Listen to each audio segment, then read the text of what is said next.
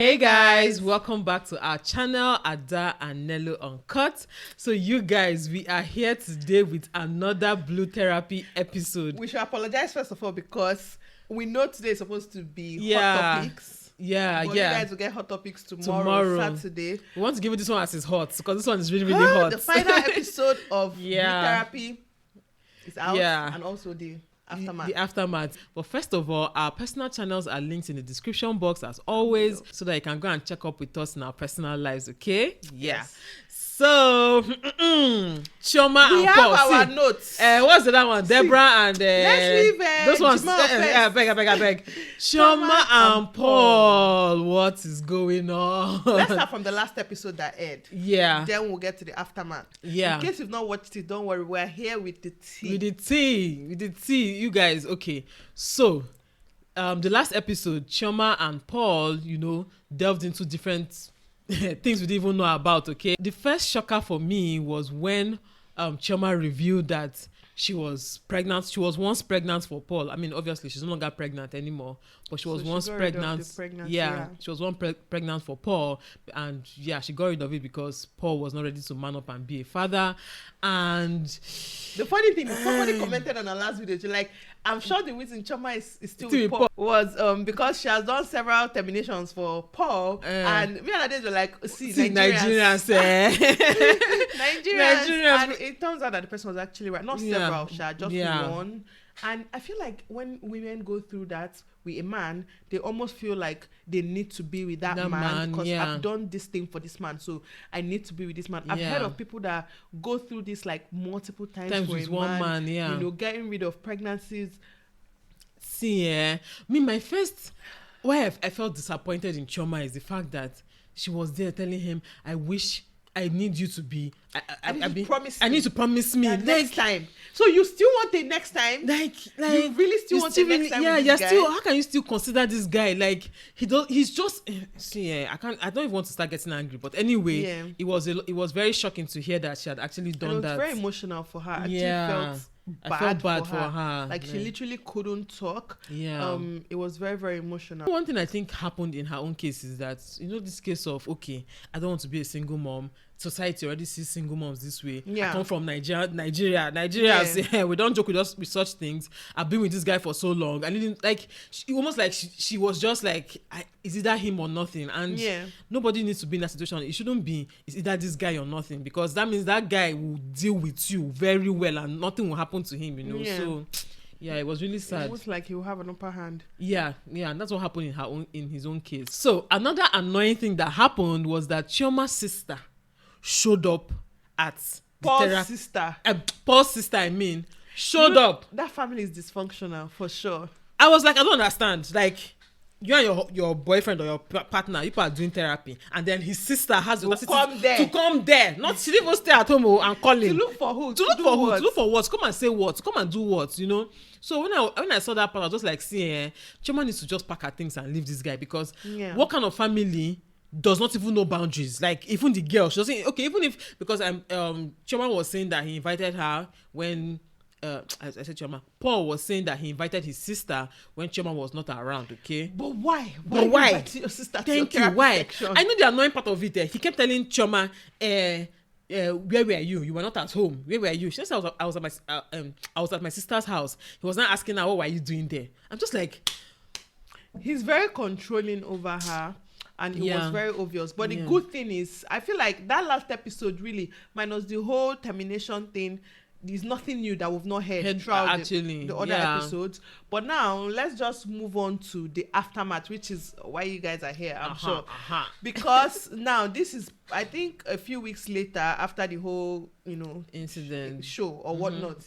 Okay. So they call them back for, interviews. And finally, Chioma has left Paul. So we thank the Lord. Let's give her a round of applause. Yeah, we thank the Lord.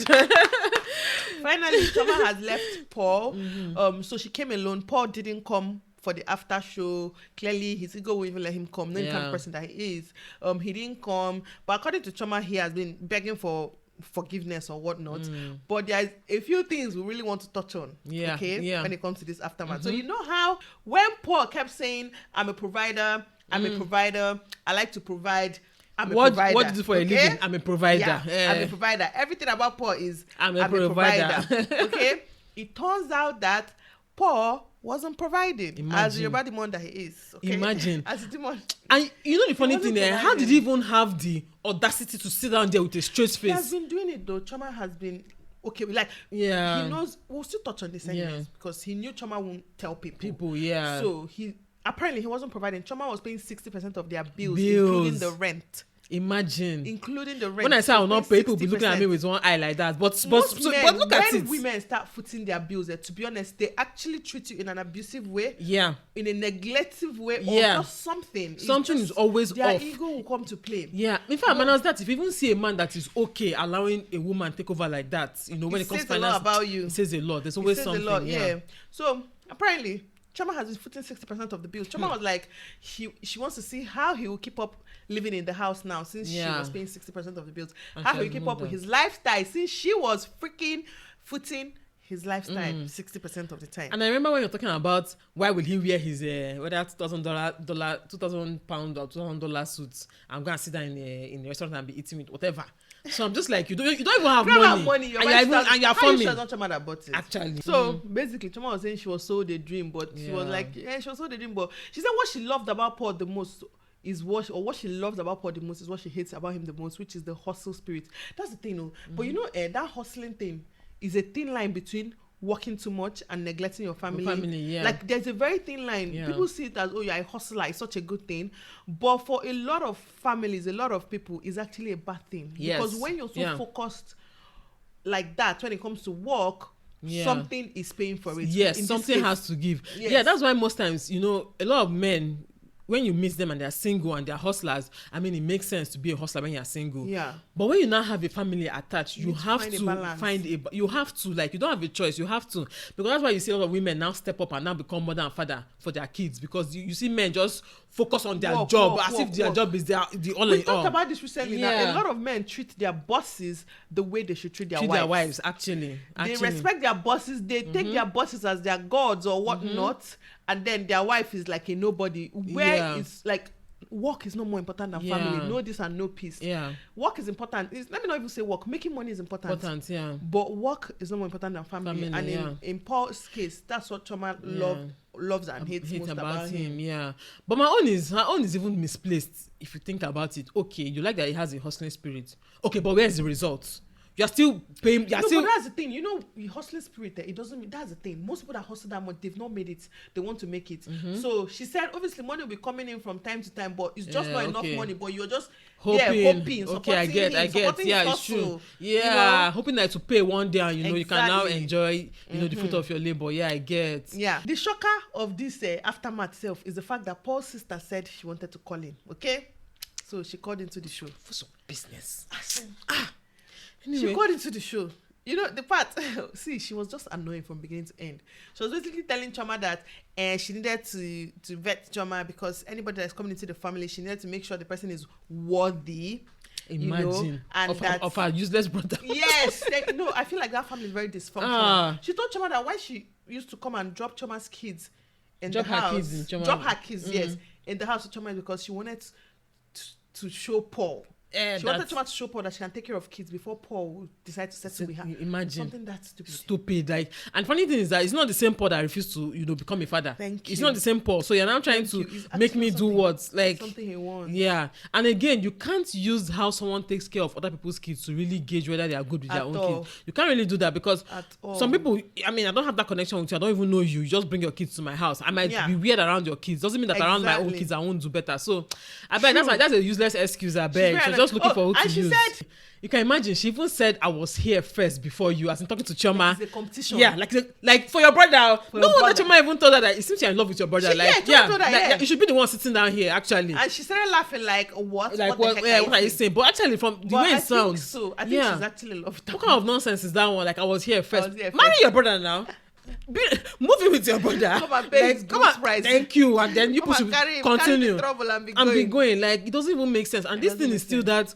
A lot of Nigerians do that nonsense. Like, he's our brother, so we don't want. Like, see, no offense, because people like to take offense. But I feel like some tribes do this more than some other others. tribes. Yes, actually, some tribes. Where actually. I'm from, it's like you're the person's brother or sister. Okay, you're not relevant to our At all. marriage. Yes, like, yeah, you're not relevant to our relationship. Do you know some tribes there?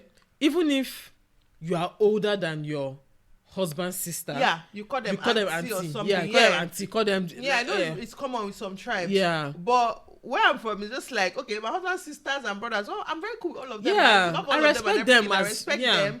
But they have no business in my marriage. Same way I have no business in their marriages. In fact, even my husband's parents or my parents, it's nobody's business. You know? So unless we'll decide to bring them in by choice together. So I like men that know when to draw the line between this is family and this is I don't understand why you'll be bringing in your sister just like that anyhow. Like you should be able to. Nobody's saying you should neglect your family. Like, no, by all means be cool with them, but know just that like okay, we as well. Yeah, exactly. Know that this is where you draw the line, that my sister has to stay out, and if it's a family that respects each other, the sister will actually stay out. You don't even need to be told. Actually, it's like me having to spell out to my sister-in-law. Like, is it would be nice to beg them? Please, you should come. Yeah, it's true. Put mouth for me, please come and stay with me. Like, you know. So, anyways, that family is dysfunctional. We've agreed on that. She told Choma now that Choma is supposed to love who her brother loves. Yeah, like talking about her own kids. Yeah. You can imagine. Why she doesn't love Choma. Exactly. Why can't she doesn't love who her own brother loves? Doesn't actually love Choma though. Okay, actually. Yeah. So that no, but that family is just like, and somehow when I could, you know, when I saw the way his sister was behaving, I could just tell that, see, this Paul is a sorry case. Like, you can't change this kind of person. If his sister is like this, and look at, they're old, they're not small children, and they're still behaving like this, like there's no point staying there and trying to fight for that relationship. Like, it's good that she just walked away. Like, it was only going to get worse, you know.